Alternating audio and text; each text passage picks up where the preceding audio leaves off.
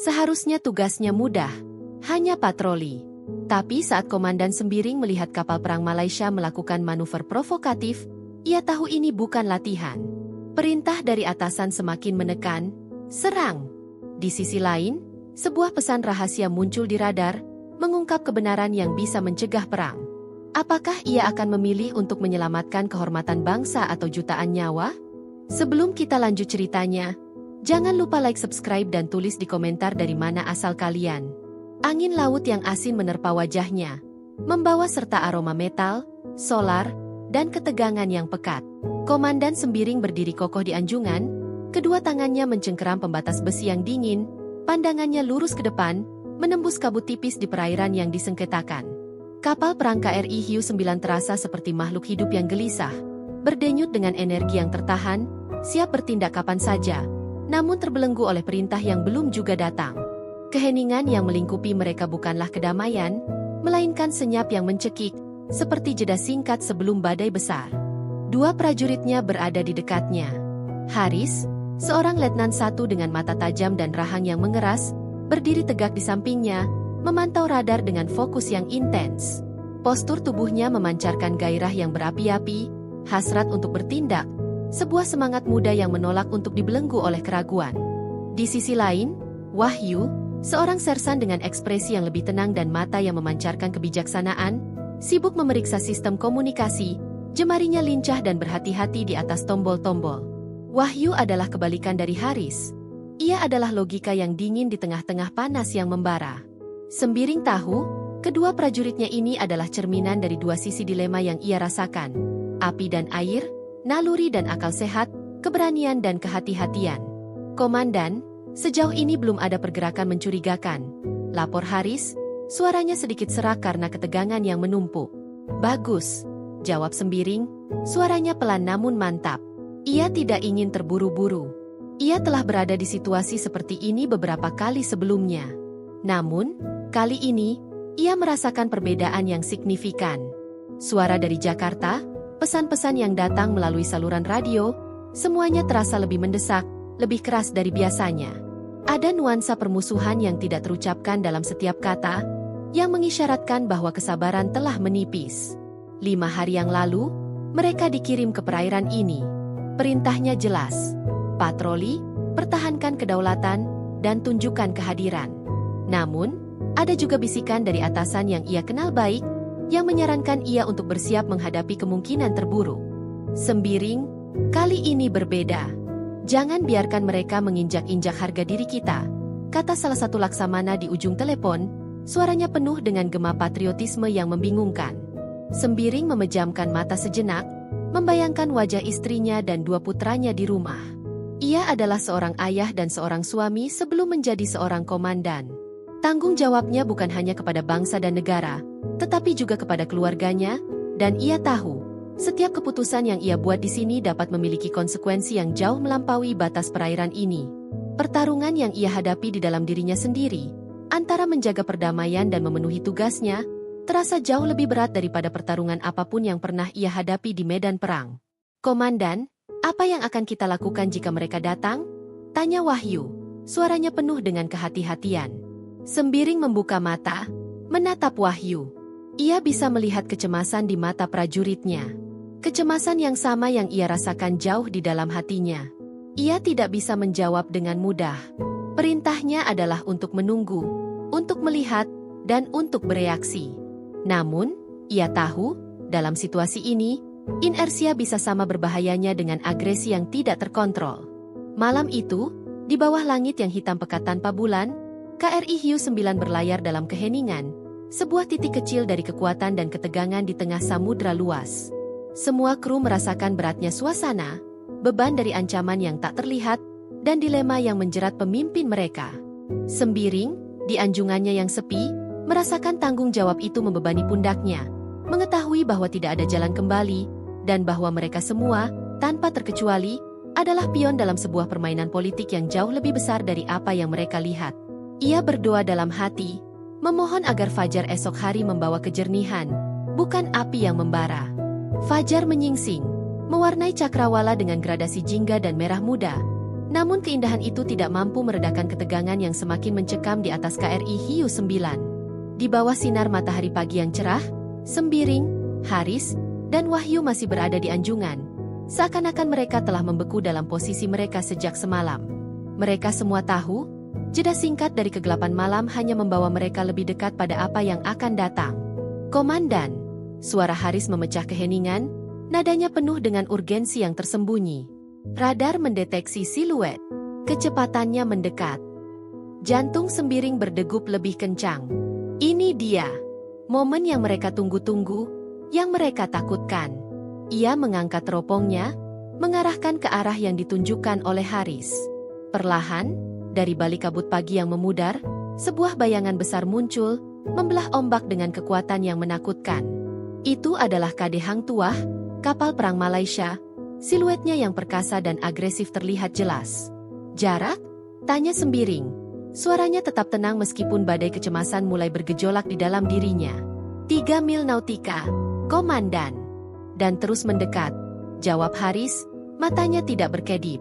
Sembiring bisa melihat di mata Haris gairah yang berapi-api, hasrat seorang prajurit untuk terlibat dalam pertempuran. Haris adalah seseorang yang dilatih untuk perang, dan baginya, momen ini adalah ujian. "Wahyu, siapkan semua sistem komunikasi. Kirimkan pesan standar ke kapal mereka, beritahu mereka bahwa mereka memasuki perairan yang dipertanyakan, dan kita meminta mereka untuk mengidentifikasi diri," perintah Sembiring. "Siap, Komandan," jawab Wahyu, suaranya datar, namun Sembiring tahu ada ketidaknyamanan di balik nada itu. Wahyu adalah kebalikan dari Haris. Ia lebih suka menyelesaikan masalah melalui dialog daripada konfrontasi. Ia mewakili sisi yang lebih damai dari dilema Sembiring. Pesan itu dikirim, dan mereka menunggu. Beberapa menit berlalu, yang terasa seperti jam. Hati Sembiring berdebar kencang saat ia menunggu balasan. Akhirnya, jawaban dari KD Hang Tuah datang, singkat dan dingin. "Kapal perang Malaysia sedang melakukan patroli rutin di perairan kedaulatan kami. Kami tidak akan mengubah arah." Provokasi dimulai. KD Hang Tuah tidak hanya terus mendekat, tetapi juga melakukan manuver berbahaya, memotong jalur KRI Hiu 9 dengan kecepatan tinggi. Manuver ini, sebuah pelanggaran etika maritim yang jelas, adalah sebuah tantangan langsung, sebuah tantangan yang tidak bisa diabaikan. Seluruh awak kapal merasakan ketegangan yang memuncak, dan bisikan-bisikan mulai terdengar di bawah dek. "Mereka melanggar, Komandan. Kita harus membalasnya." Haris berseru, suaranya dipenuhi dengan amarah yang membara. Sembiring tetap tenang. Ia tahu bahwa satu keputusan yang salah bisa memicu perang. Ia adalah orang yang bertanggung jawab atas nasib semua awak kapal ini, dan ia tidak akan membiarkan emosi menguasai dirinya. "Tenang, Haris. Kita tidak akan membalas. Wahyu, rekam semua manuver mereka. Catat setiap detail," perintah Sembiring, matanya terpaku pada siluet kapal musuh yang semakin jelas. "Kita harus menunjukkan kepada mereka bahwa kita adalah kekuatan yang tenang dan rasional. Jangan biarkan mereka memprovokasi kita." "Tapi Komandan," Haris mulai protes. Namun Sembiring mengangkat tangan, menghentikannya. "Cukup, Letnan. Kita mengikuti perintah. Kita adalah penjaga kedaulatan, bukan pemicu perang. Ingat itu," kata Sembiring dengan tegas, menatap Haris langsung di mata. Haris mengangguk dengan enggan, namun Sembiring bisa melihat bahwa semangatnya yang berapi-api belum padam. Matahari kini berada di atas kepala, memantulkan sinarnya yang berkilauan di atas air laut yang beriak.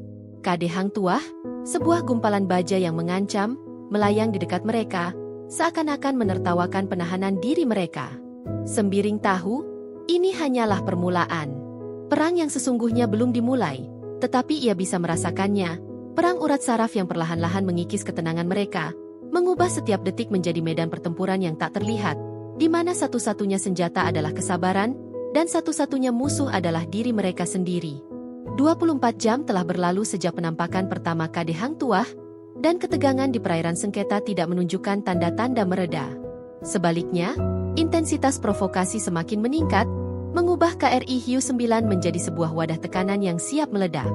Haris, yang bersemangat tempur, semakin frustrasi dengan perintah untuk menahan diri.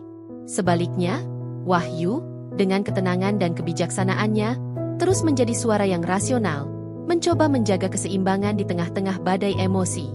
Sinar lampu dari KD Hang Tuah menyoroti anjungan KRI Hiu 9 sepanjang malam, seakan-akan sebuah mata raksasa yang tidak berkedip, memantau setiap gerakan mereka. Sorotan lampu itu terasa seperti interogasi, sebuah upaya untuk mengintimidasi dan mengikis keberanian mereka. Bisikan-bisikan di kalangan kru kapal semakin keras. Ada yang berteriak meminta Komandan Sembiring untuk membalas, untuk menunjukkan bahwa mereka tidak takut. Ada pula yang menyuarakan kekhawatiran, takut bahwa setiap langkah agresif akan memicu konsekuensi yang tidak dapat diperbaiki. "Komandan, mereka benar-benar ingin kita bereaksi," bisik Haris, tinjunya terkepal erat di samping tubuhnya. Matanya yang tajam memantulkan sorotan lampu yang terang, membuatnya terlihat seperti dua bola api yang menyala dalam kegelapan. "Kita tidak bisa membiarkan mereka mempermainkan kita seperti ini." Sembiring menghela napas. "Mereka ingin kita melakukan kesalahan, Haris. Jangan berikan mereka kepuasan itu," jawabnya, suaranya tenang, meskipun ia tahu bahwa ia sendiri sedang berjuang dengan desakan yang sama untuk bertindak. Ia merasa lelah, fisik dan mental. Beban kepemimpinan ini terasa jauh lebih berat daripada beban apapun yang pernah ia rasakan sebelumnya. Ia bukan hanya komandan, ia juga adalah penengah, seorang ayah bagi anak-anaknya di laut, dan seorang perwakilan dari seluruh bangsa yang memandang kepadanya dengan harapan dan ketakutan. Wahyu, yang sedari tadi diam, berbicara. "Komandan benar, Haris. Setiap langkah kita di sini akan menjadi subjek dari analisis yang teliti oleh dunia. Kita harus menunjukkan bahwa kita adalah bangsa yang beradab dan damai, bukan bangsa yang mudah terprovokasi." Haris mendengus. "Damai? Apakah itu yang kita inginkan? Mereka sudah melanggar kedaulatan kita. Wahyu, apakah kita akan hanya berdiri diam dan membiarkan mereka mencoreng kehormatan kita?" Sembiring menengahi. "Kita tidak berdiri diam, Haris.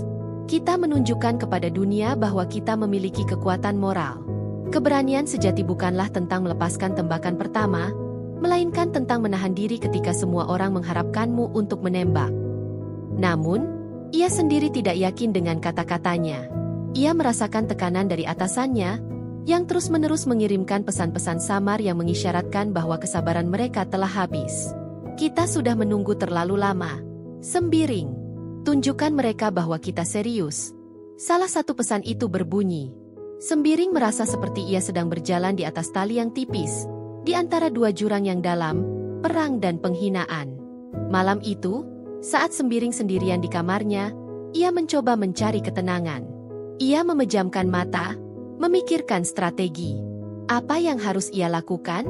Haruskah ia mengikuti instingnya? Insting seorang prajurit yang dilatih untuk bertarung, atau haruskah ia mendengarkan hatinya, yang memintanya untuk mencari jalan lain, jalan yang lebih damai?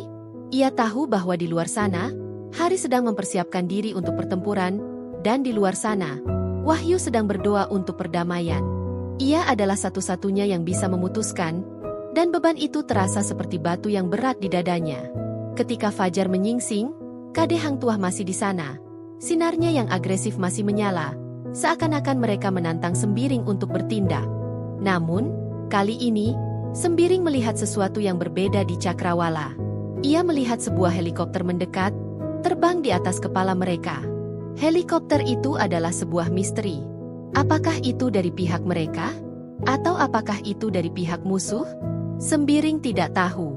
Ia hanya tahu bahwa pertempuran urat saraf telah mencapai titik puncaknya, dan bahwa ia harus segera mengambil keputusan.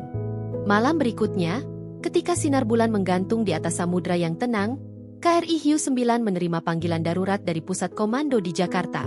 Sembiring bergegas ke ruang komunikasi, jantungnya berdebar kencang dengan firasat yang kuat.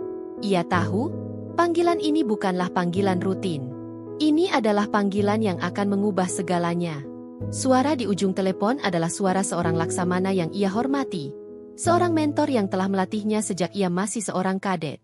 Namun, nada suara sang laksamana kini tidak lagi penuh dengan kebijaksanaan, melainkan dengan ketegasan yang dingin. "Sembiring," suara itu terdengar, memecah keheningan di ruang komunikasi. "Kami telah memantau situasi selama 72 jam terakhir. Provokasi mereka sudah di luar batas. Kesabaran kami telah habis. Sembiring merasakan beban yang membebani bahunya semakin berat. Laksamana, kami telah mendokumentasikan setiap manuver mereka. Kami telah bersikap profesional dan menahan diri. Sembiring, ini bukan lagi tentang profesionalisme. Ini tentang kedaulatan dan kehormatan bangsa. Kita tidak bisa membiarkan mereka menertawakan kita. Suara Laksamana itu melanjutkan. Kami memberikanmu satu perintah. Dan ini adalah perintah langsung dari atasan tertinggi. Balas provokasi mereka. Jika mereka menembakkan satu tembakan, balas dengan tembakan 2 kali lipat. Tunjukkan kepada mereka bahwa kita tidak takut. Perintah itu menembus hati Sembiring seperti anak panah yang tajam. Ia terdiam sejenak, pikirannya berputar. Ia tidak bisa percaya bahwa mentornya, orang yang selalu mengajarkannya tentang pentingnya menjaga perdamaian, kini memberikan perintah yang dapat memicu perang. Ia menoleh ke arah Wahyu, yang berdiri di sampingnya. Wahyu juga mendengar percakapan itu, dan ekspresinya menunjukkan keterkejutan. Laksamana, apakah ini benar-benar perlu? Sembiring bertanya, mencoba untuk menemukan celah di antara perintah yang tegas itu. Ada jalan lain. Kita bisa melakukan negosiasi. Kita bisa. Tidak ada negosiasi. Sembiring. Negosiasi sudah dilakukan dan tidak ada hasilnya. Kita sudah melewati batas itu. Suara Laksamana itu memotongnya dengan tajam. Kami mempercayaimu untuk melakukan tugas ini. Jangan mengecewakan kami. Panggilan itu terputus. Sembiring menatap telepon yang kini sunyi, seperti sebuah bom waktu yang baru saja diaktifkan. Ia merasa terombang-ambing di antara lautan perintah dan jurang hati nuraninya. Perintahnya jelas, tetapi ia tahu bahwa mengikuti perintah itu dapat mengarah pada konsekuensi yang tidak dapat diperbaiki. Ia membayangkan apa yang akan terjadi jika ia melepaskan tembakan, membayangkan nyawa yang akan hilang, membayangkan keluarga yang akan hancur. Ia tidak bisa melakukan itu. Namun, ia adalah seorang prajurit, dan ia tahu bahwa tugasnya adalah untuk mematuhi perintah tanpa pertanyaan. Di anjungan, Haris, yang mendengar percakapan itu melalui pengeras suara, berteriak kegirangan. Akhirnya, kita akan membuat mereka membayar, Komandan. Suaranya penuh dengan semangat yang berapi-api, hasrat untuk bertarung yang telah lama ia pendam. Sembiring menatap Haris, dan ia bisa melihat di matanya, refleksi dari dirinya sendiri di masa lalu. Dirinya di masa lalu, yang juga percaya bahwa kehormatan bangsa lebih penting dari segalanya. Namun, ia sekarang tahu bahwa kehormatan bangsa sejati tidak diukur dari seberapa banyak darah yang tumpah, melainkan dari seberapa besar kebijaksanaan yang digunakan.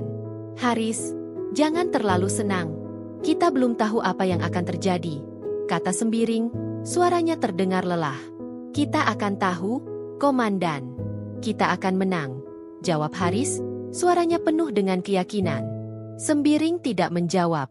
Ia hanya menatap ke arah Kade Hang Tuah, yang kini terlihat lebih menakutkan dari sebelumnya. Ia tahu bahwa ia tidak bisa mundur. Ia hanya bisa maju, dan ia harus menemukan cara untuk melakukannya tanpa harus menumpahkan darah yang tidak perlu. Di bawah langit yang diselimuti awan gelap, angin mulai menderu kencang, dan ombak mulai bergolak. KRI Hiu 9 terasa seperti perahu mainan yang dilempar-lemparkan di tengah lautan yang marah. Badai yang mendekat terasa seperti metafora dari situasi yang mereka hadapi. Situasi itu kini terasa seperti bom waktu yang siap meledak. Sembiring, dengan perintah baru yang membebani pundaknya, memerintahkan kru untuk bersiap. Haris, yang bersemangat tempur, segera melakukan semua tugasnya, memeriksa persenjataan, menyiapkan amunisi, dan memastikan bahwa setiap prajurit siap untuk bertempur. Senyum tipis terlihat di wajahnya. Senyum seorang prajurit yang akhirnya menemukan tujuan dalam hidupnya. Komandan, semuanya siap. Kita hanya menunggu perintah Anda, kata Haris, matanya berbinar-binar dengan antusiasme yang membingungkan. Sembiring hanya mengangguk. Ia tidak bisa membalas antusiasme Haris. Hatinya terasa berat, seperti ia sedang membawa beban yang tidak dapat diangkat. Ia menatap ke arah Wahyu, yang berdiri di sampingnya, dengan ekspresi yang penuh dengan kecemasan. Wahyu tidak setuju dengan keputusan ini, dan Sembiring bisa melihat itu. Ia tahu bahwa Wahyu akan melakukan tugasnya, tetapi ia tidak akan senang melakukannya. Wahyu, pastikan sistem komunikasi tetap berfungsi. Aku ingin setiap detail direkam, perintah Sembiring. Siap, Komandan, jawab Wahyu, suaranya pelan. Ia menatap Sembiring. Matanya meminta jawaban, meminta pembenaran. Sembiring hanya bisa membalas tatapannya dengan kesunyian. Di sisi lain, Kade Hang Tuah juga terlihat bersiap. Mereka memposisikan diri mereka dalam formasi yang mengancam, dan sorotan lampu mereka kini terasa lebih agresif dari sebelumnya. Sembiring tahu bahwa mereka juga telah menerima perintah baru, perintah untuk membalas, untuk bertarung, untuk memicu perang yang mereka semua tahu dapat dihindari. Sembiring merasakan dilema moralnya mencapai puncaknya. Ia adalah seorang prajurit yang dilatih untuk mematuhi perintah, tetapi ia juga adalah seorang pemimpin yang dilatih untuk melindungi. Apa yang harus ia lakukan? Apakah ia harus melepaskan tembakan, memulai perang yang tidak perlu dan mengorbankan nyawa-nyawa yang tidak bersalah? Atau haruskah ia menolak perintah, menantang atasannya, dan menghadapi konsekuensi yang berat? Ia teringat kata-kata mentornya, kehormatan bangsa tidak diukur dari seberapa banyak darah yang tumpah. Namun, ia juga teringat pesan-pesan dari Jakarta, pesan-pesan yang memintanya untuk membuktikan bahwa ia adalah seorang patriot. Ia merasa seperti ia sedang terperangkap dalam jaring laba-laba yang tidak terlihat, dan setiap gerakan yang ia lakukan hanya membuatnya semakin terperangkap. Saat badai mulai datang, dan tetesan air hujan mulai membasahi wajahnya, Sembiring melihat ke arah Kade Hang Tuah, dan ia melihat sesuatu yang berbeda. Ia melihat sebuah bendera putih di anjungan mereka. Bendera itu tidak terlihat seperti bendera yang dikibarkan sebagai tanda menyerah. Itu terlihat seperti bendera yang dikibarkan sebagai tanda untuk berhenti. Sembiring terkejut. Apa artinya ini? Apakah mereka ingin menyerah? Atau apakah ini hanyalah sebuah taktik untuk mengalihkan perhatiannya? Ia tidak tahu. Ia hanya tahu bahwa ini adalah sebuah misteri yang harus ia pecahkan, sebuah misteri yang mungkin dapat mencegah perang. Haris, Wahyu, perhatikan. Mereka mengibarkan bendera putih, kata Sembiring, suaranya dipenuhi dengan kebingungan. Haris menatap ke arah itu, dan ia hanya mendengus. Itu pasti sebuah trik, Komandan. Jangan jatuh ke dalam perangkap mereka. Namun, Wahyu melihatnya, dan ia melihatnya dengan mata yang penuh harapan. Komandan, ini mungkin sebuah kesempatan. Kita harus memanfaatkannya. Sembiring menatap kedua prajuritnya, satu yang bersemangat untuk bertempur, satu yang penuh dengan harapan untuk perdamaian. Ia tidak tahu siapa yang harus ia dengarkan. Ia hanya tahu bahwa ia harus membuat keputusan yang tepat, keputusan yang akan menentukan nasib mereka semua. Badai yang mengancam akhirnya tiba, tetapi bukan dalam bentuk yang mereka duga. Bukan hujan lebat, bukan angin kencang, melainkan sebuah pesan yang tiba-tiba muncul di layar radar, sebuah pesan yang tidak dapat dienkripsi, sebuah pesan yang datang dari sumber yang tidak dikenal. Sembiring, yang berdiri di anjungan, melihatnya dengan mata yang tidak percaya. Pesan itu adalah sebuah ledakan informasi yang akan mengubah segalanya. Pesan itu berbunyi, Komandan Sembiring, provokasi ini adalah sebuah sandiwara. Kami sedang menghadapi pemberontakan internal yang serius. Kami menggunakan ini untuk mengalihkan perhatian publik dan militer. Kami tidak ingin perang. Sembiring merasa dunia di sekitarnya runtuh. Ia membaca pesan itu berulang kali, mencoba untuk mencerna setiap kata. Selama ini, mereka adalah pion dalam sebuah permainan yang jauh lebih besar. Mereka adalah korban dari sebuah taktik pengalihan, sebuah sandiwara yang dirancang untuk memanipulasi mereka.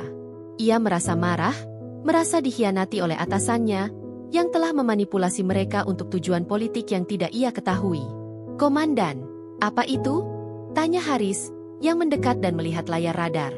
Ia membaca pesan itu, dan ekspresinya berubah dari kebingungan menjadi kemarahan. Ini pasti sebuah trik. Mereka mencoba menipu kita. Namun, Wahyu, yang juga melihat pesan itu, menggelengkan kepalanya. Saya tidak yakin, Haris. Pesan ini tidak terenkripsi, dan itu berarti siapapun bisa mengirimkannya. Tetapi, itu juga bisa berarti bahwa orang yang mengirimkannya ingin kita melihatnya.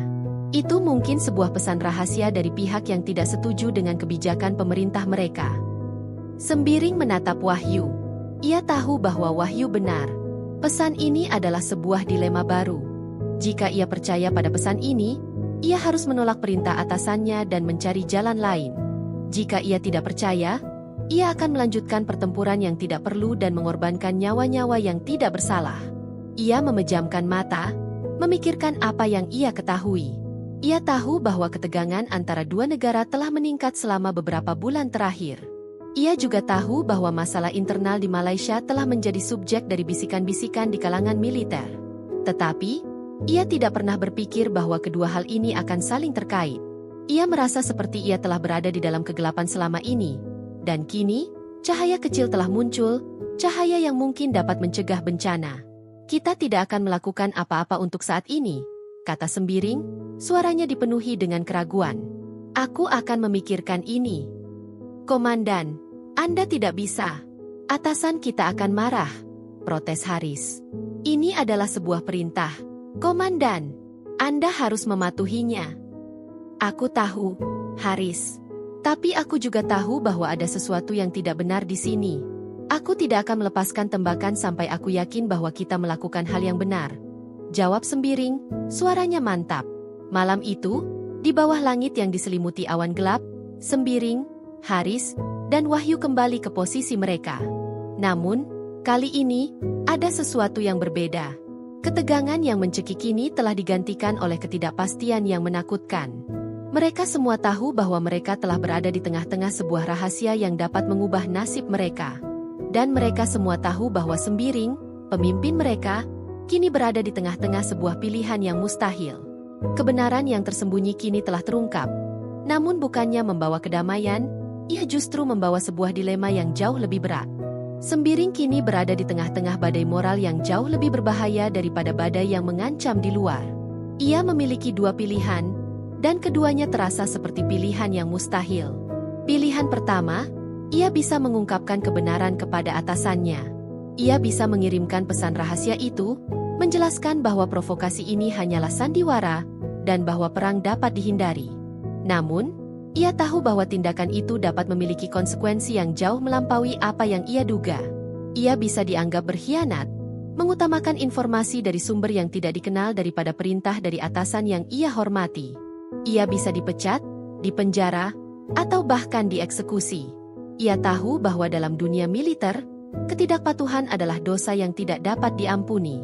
Pilihan kedua, ia bisa tetap diam dan mengikuti perintah. Ia bisa melepaskan tembakan, memulai perang yang tidak perlu, dan mengorbankan nyawa-nyawa yang tidak bersalah. Ia tahu bahwa ia akan tetap aman, karirnya akan tetap utuh, dan ia akan dianggap sebagai seorang patriot.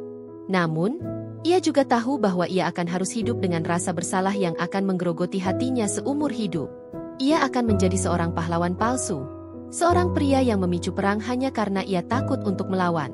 Sembiring menatap ke arah Kade Hang Tuah, yang kini melayang di dekat mereka, seakan-akan menunggu keputusannya. Ia bisa melihat lampu-lampu di anjungannya, ia bisa merasakan ketegangan di antara mereka, tetapi ia juga tahu bahwa di bawah permukaan, ada sebuah cerita yang tidak ia ketahui, sebuah cerita yang dapat mengubah segalanya. Haris, yang tidak tahu apa yang harus ia lakukan, menatap Sembiring dengan tatapan yang penuh dengan kebingungan. Ia ingin bertempur, ia ingin menunjukkan bahwa mereka kuat, tetapi ia juga tahu bahwa komandan mereka sedang berjuang dengan sesuatu yang jauh lebih besar. Komandan, apa yang akan kita lakukan? Tanyanya, suaranya pelan. Aku tidak tahu, Haris, jawab Sembiring, suaranya serak. Ia tidak pernah merasa selemah ini dalam hidupnya.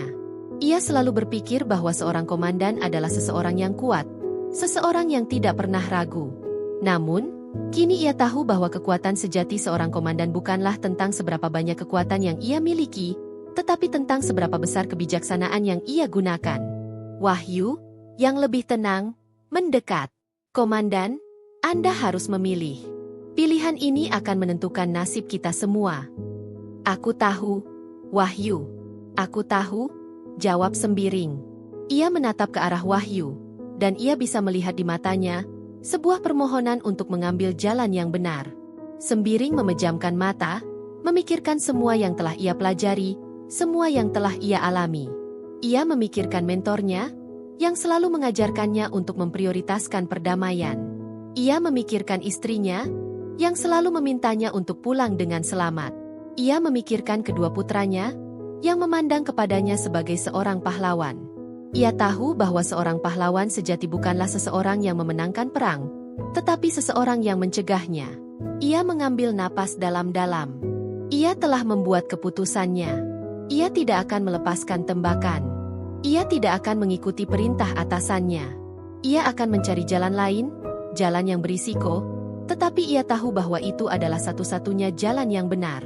Ia akan menghadapi konsekuensinya, ia akan menghadapi kemarahan dari atasannya, tetapi ia tahu bahwa ia akan pulang dengan hati nurani yang bersih. Keputusan telah dibuat, dan kini Sembiring harus melaksanakannya. Ia tahu bahwa ia sedang mengambil risiko besar, tetapi ia juga tahu bahwa ia tidak punya pilihan lain. Ia tidak bisa membiarkan perang yang tidak perlu terjadi, bahkan jika itu berarti ia harus menghadapi konsekuensi yang berat. Ia berbalik, menatap Haris dan Wahyu, dan ia melihat di mata mereka sebuah percampuran antara kebingungan, kecemasan, dan keyakinan. Mereka tidak tahu apa yang akan ia lakukan, tetapi mereka tahu bahwa mereka akan mengikutinya. Mereka adalah prajurit yang setia, dan mereka akan tetap setia, bahkan jika itu berarti mereka harus melawan perintah. Haris, Wahyu, dengarkan aku, kata Sembiring, suaranya mantap. Aku tidak akan mengikuti perintah untuk menyerang. Aku tidak akan melepaskan tembakan. Haris menatapnya dengan mata yang tidak percaya. Komandan, Anda tidak bisa serius. Ini adalah sebuah perintah. Aku tahu, Haris. Tapi aku juga tahu bahwa perintah ini salah, jawab Sembiring. Aku telah menerima informasi yang mengatakan bahwa provokasi ini hanyalah sebuah sandiwara. Aku tidak bisa membiarkan kita menjadi pion dalam sebuah permainan yang tidak kita pahami. Wahyu tersenyum. Komandan, itu adalah keputusan yang berani. Saya akan mendukung Anda. Tetapi apa yang akan kita lakukan? Tanya Haris, suaranya dipenuhi dengan keraguan. Kita tidak bisa hanya berdiri diam di sini. Atasan kita akan marah. Mereka akan memecat kita. Aku tahu, Haris. Tapi kita tidak akan berdiri diam. Kita akan menunjukkan kepada mereka bahwa kita adalah kekuatan yang damai. Kita akan mengirimkan pesan yang menunjukkan bahwa kita tidak akan membalas provokasi mereka, dan kita akan meminta mereka untuk bernegosiasi, jawab Sembiring. Ia memerintahkan Wahyu untuk menyiapkan sistem komunikasi. Ia ingin mengirimkan pesan yang jelas dan tidak ambigu, pesan yang akan menunjukkan bahwa mereka tidak akan mudah diprovokasi. Ia akan mengirimkan pesan yang menunjukkan bahwa mereka adalah kekuatan yang beradab dan damai, bukan kekuatan yang haus darah. Namun, ia tidak mengungkapkan informasi rahasia itu. Ia tahu bahwa mengungkapkan informasi itu dapat memicu krisis yang jauh lebih besar. Ia tidak ingin memicu perang, ia hanya ingin mencegahnya. Ia akan menyimpan rahasia itu untuk dirinya sendiri, dan ia akan menghadapi konsekuensinya sendirian. Kade Hang Tuah, yang melayang di dekat mereka, masih menunjukkan tanda-tanda agresi. Mereka masih memancarkan sorotan lampu. Mereka masih melakukan manuver yang berbahaya. Tetapi, Sembiring tahu bahwa mereka sedang berakting. Mereka sedang menunggu dia untuk melepaskan tembakan. Mereka sedang menunggu dia untuk melakukan kesalahan. Sembiring menolak untuk melakukan itu. Ia akan tetap tenang, ia akan tetap damai, dan ia akan menunjukkan kepada mereka bahwa mereka tidak bisa memenangkan perang ini dengan menggunakan trik kotor. Ia akan memenangkan perang ini dengan menggunakan hati nuraninya. Setelah pengakuan yang mengejutkan itu, dunia Sembiring, Haris, dan Wahyu berubah. Sembiring, meskipun tidak didakwa dengan pengkhianatan, menerima hukuman disiplin yang berat. Ia dicopot dari jabatannya sebagai komandan dan diberi tugas administratif di kantor pusat. Bagi seorang pria yang hidupnya dihabiskan di laut, itu adalah hukuman yang terasa lebih berat daripada penjara. Haris dan Wahyu, meskipun tidak dihukum, dipindahkan ke posisi yang berbeda, dan mereka tidak lagi berada di bawah kepemimpinan Sembiring. Sembiring merasa sedih. Ia telah kehilangan karir yang ia cintai. Ia telah kehilangan dua prajurit yang ia anggap sebagai putranya. Namun, ia juga merasakan kedamaian yang dalam. Ia tahu bahwa ia telah melakukan hal yang benar. Ia telah mencegah perang, ia telah menyelamatkan nyawa-nyawa yang tidak bersalah, dan ia telah kembali ke keluarganya dengan hati nurani yang bersih. Beberapa bulan berlalu, Sembiring menjalani kehidupan barunya dengan tenang. Ia menghabiskan lebih banyak waktu dengan istrinya dan kedua putranya. Ia mengajarkan mereka tentang pentingnya kejujuran, tentang pentingnya berdiri teguh untuk apa yang benar, bahkan jika itu berarti harus mengambil risiko yang besar. Suatu hari, ketika ia sedang berada di kantornya, ia menerima sebuah amplop dari sumber yang tidak dikenal. Di dalamnya, ia menemukan sebuah surat. Surat itu ditulis oleh Wahyu. Wahyu memberitahunya bahwa ia dan Haris telah dipindahkan ke posisi yang berbeda, dan bahwa mereka merindukan waktu mereka di bawah kepemimpinan Sembiring. Namun, Wahyu juga memberitahunya bahwa mereka berdua telah belajar sesuatu yang penting dari Sembiring.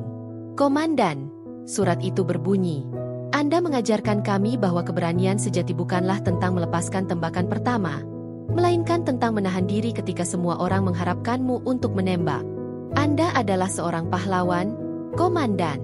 Seorang pahlawan sejati yang tidak diukur dari seberapa banyak darah yang tumpah, tetapi dari seberapa besar kebijaksanaan yang digunakan. Kami akan selalu mengingat Anda, Komandan." Sembiring meneteskan air mata. Ia tidak tahu bahwa tindakannya akan memiliki dampak yang begitu besar. Ia tidak tahu bahwa ia telah mengajarkan sesuatu yang penting kepada kedua prajuritnya. Ia telah melakukan hal yang benar, dan kini ia tahu bahwa ia tidak sendiri. Ia memiliki orang-orang yang mengerti keputusannya, orang-orang yang menghargai keberaniannya. Ia mengambil surat itu dan meletakkannya di dadanya. Ia tidak menyesal. Ia telah kehilangan karirnya, tetapi ia telah mendapatkan sesuatu yang jauh lebih berharga: kedamaian, kehormatan, dan pengakuan dari orang-orang yang ia cintai. Misi di perairan itu telah berakhir, tetapi perang yang sesungguhnya, perang yang ia menangkan di dalam hatinya, baru saja dimulai.